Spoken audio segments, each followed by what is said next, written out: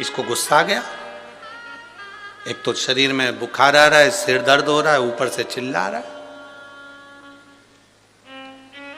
अपने गांव में, नगर में, शहर में जब अच्छा काम हो ना, बन सके, दोनों हाथ आगे बढ़ाना, और अगर कोई आगे बढ़ रहा है तो उसका सहयोग करना कि हमारे नगर में इतना अच्छा कार्य हो रहा है और करो, हम तुम्हारे साथ में है, अच्छा कार्य करो।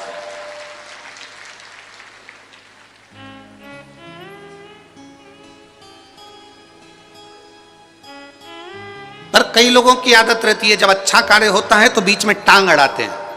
हम कहते हैं हाथ अड़ाओ, टांग नहीं।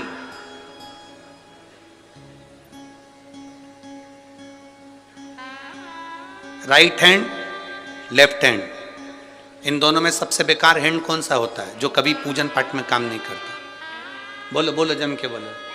लेफ्ट। इस लेफ्ट हैंड को एक बार बड़ा दुख हुआ। भोजन भी करें लोग इसी से, भजन भी करें लोग इसी से, माला भी जपें इसी से, भोग भी लगाएं इसी से, सब काम में यही आगे होता है, मैं तो पीछे रह जाता हूं, मैं करूं तो करूं क्या। एक दिन ये लेफ्ट हैंड, उल्टा हाथ, एक संत के पास गया और उससे कहा, बाबा मेरा ये हाथ किसी काम का नहीं, फिर भगवान ने मुझे पैदा ही क्यों करा? एक ही हाथ दे देता, उसी से सब काम हो जाता। यज्ञ, अनुष्ठान, दान, पुण्य, श्रृंगार, पूजन, सब उसी से। मैं क्या करूं? मेरी जिंदगी में दुख ही दुख लिखा है, मैं किसी काम का नहीं। इतने में संत ने कहा, एक काम कर, जब वो सीधा हाथ, राइट हैंड कोई अच्छा काम करे तो तू उसको टच कर लिया कर, टच कर लेगा तो तू भी पूजाता चले जाएगा। तू उसको टच कर ले। अगर तूने उसको टच कर लिया, जब से हमारे यहाँ नियम में हम आरती करते हैं तो हाथ टच कर लेते हैं, ये उल्टा हाथ उससे चिपक जाता है। दान करते हैं तो ये उल्टा हाथ उससे चिपक जाता है। उसी तरह कोई अच्छा काम कर रहा हो तो अपना फर्ज है, अपने हाथ को उससे टच कर लो। भले अपना 1 रुपया खर्च नहीं हो, भले अपन कुछ नहीं कर सकते, पर टच में रहेंगे तो भी नैया पार हो जाएगी, ये निश्चित है। थोड़ा टच कर लो, थोड़ा सा। उसी को देख के टच मोबाइल हुआ, उसी को देख के टच।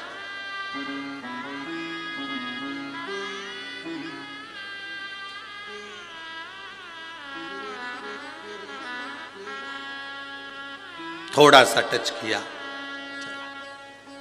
अच्छा काम हुए तो थोड़ा सा आगे बढ़कर करो। और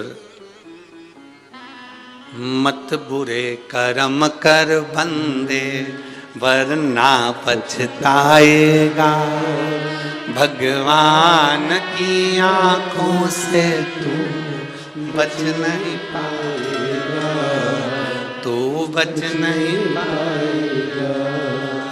अरे ओ अज्ञानी मत करना, तेरे कर्म का फल भी तो ही पाएगा, जैसा किया तूने तेरे आगे आएगा।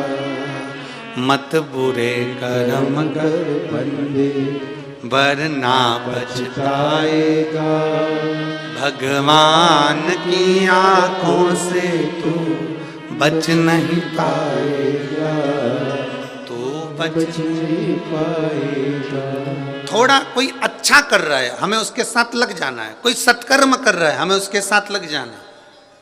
कोई नेक कर्म कर रहा है, हमें उसके साथ लग जाना है।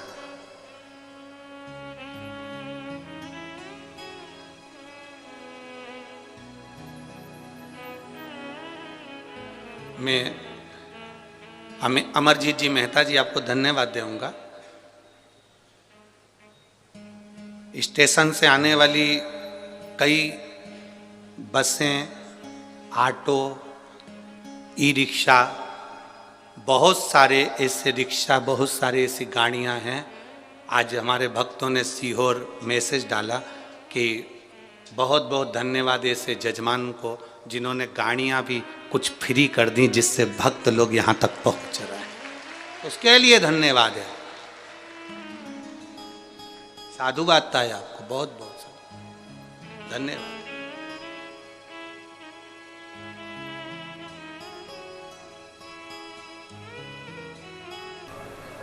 आप अगर कहीं जा भी नहीं सकते तो शिव तत्व कहता है कि अपने घर में बैठकर भगवान शंकर की अविरल भक्ति को धारण करो।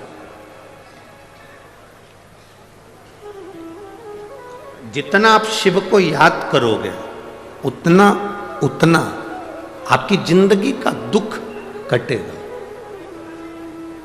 शिव महापुराण में कथा आती है कि माता सती यज्ञ की अग्नि में कूद कर अपने प्राणों को त्याग दिया।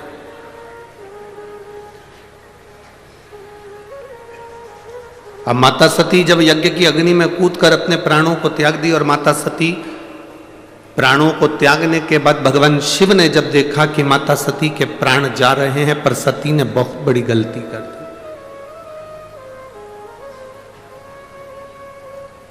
ये सती ने जो गलती करी, संसार का कोई व्यक्ति ऐसी गलती ना करे जो सती कर गई, जो माता सती ने करा है। क्या गलती सती ने करी? सती ने सबसे बड़ी गलती माता सती ने करी कि यज्ञ की अग्नि में सती कूद गई। हमारा सनातन धर्म कहता है कोई यज्ञ हो रहा हो, कोई अनुष्ठान हो रहा हो, कोई कथा हो रही हो, कोई प्रवचन हो रहे हो, कोई धर्म का आयोजन हो रहा हो, कोई धार्मिक आयोजन हो रहा हो, बन सके तो उसमें प्रयास करना कि अपने हाथ को आगे बढ़ाकर उस यज्ञ को पूर्ण कराने का प्रयास करना, अपना टांग अपना पांव उसमें मत अड़ाना, नहीं तो सती जल जैसे जलकर भस्म होना पड़ सकता है। माता सती ने एक गलती कर दी कि यज्ञ के कुंड में माता सती चली।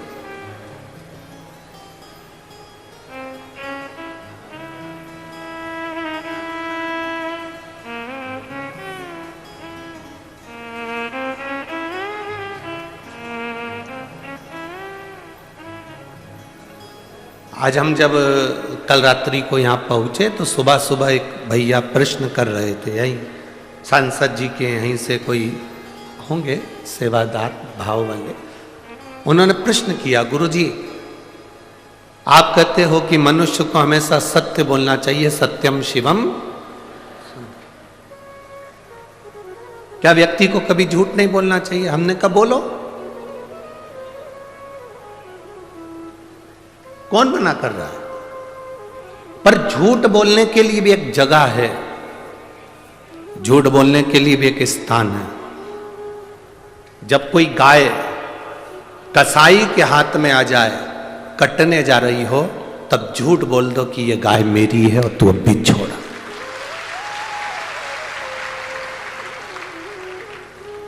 झूठ बोलने के लिए भी एक स्थान बताया गया है कि उस स्थान पर झूठ बोल दो।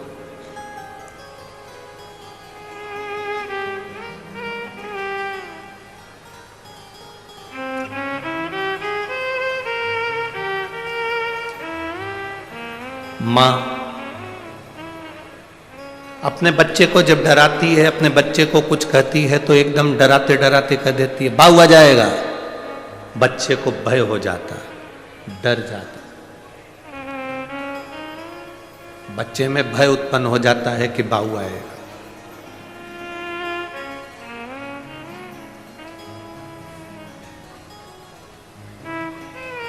जैसे बच्चे में भय होता है कि बाऊ आ जाएगा तो बच्चा डर जाता है, उसी तरह जब हम प्रतिदिन पंचाक्षर मंत्र नमः शिवाय, षडाक्षर मंत्र ओम नमः शिवाय या श्री शिवाय नमस्तुभ्यम का जाप करते हैं तो मृत्यु को, पाप को, हमारे बेकार कर्म को भी भय लगता है कि मैं इसके नजदीक नहीं जाऊं। मंत्र का जाप, मंत्र का स्मरण, नाम का स्मरण जीव को एक आनंद की अनुभूति करा देता है।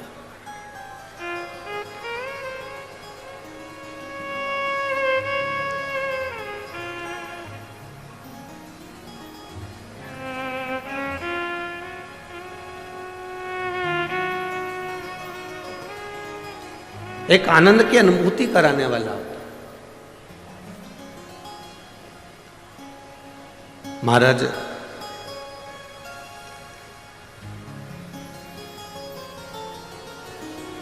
आप सब तो विदर्भ के हो, अमरावती के हो, तो आप लोगों को तो बहुत ज़्यादा भगवान कृष्ण की कथा का ज्ञान है।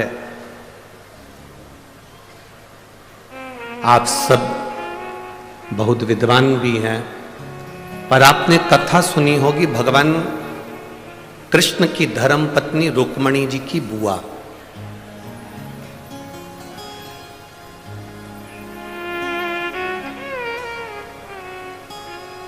माता रुक्मणी जी की एक बुआ थी जिनका नाम इंदुमती था। क्या नाम था? जम के बोलो जरा। इंदुमती। ये रुक्मणी जी की बुआ है, भगवान कृष्ण की बुआ सास है इंदुमती। विदर्भराज भीष्मक की बहन है इंदुमती।